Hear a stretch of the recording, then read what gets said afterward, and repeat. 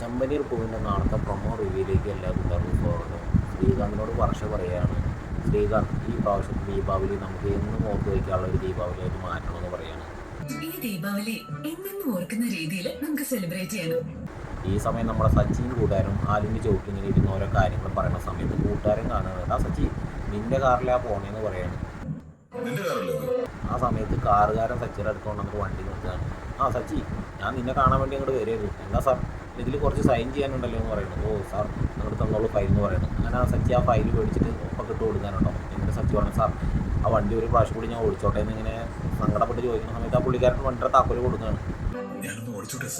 അങ്ങനെ സച്ചി ആ കാറെടുത്തിട്ട് വീണ്ടും ഇങ്ങനെ ഓടിച്ച് പോകാനുണ്ടോ. കുറച്ച് ദൂരം ഇങ്ങനെ ഓടിച്ച് പോയിട്ട് വണ്ടിയും താക്കോലും സച്ചി വീണ്ടും ഏൽപ്പിക്കുകയാണ്.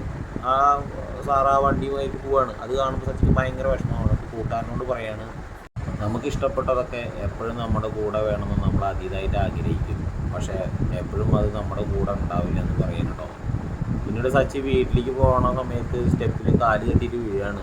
രേവതി അത് കാണാണ്. രേവതി എന്ന് വിചാരിക്കും കുടിച്ചിട്ടാണോ വീണ്ടും കയറി വന്നിട്ടുള്ളത്.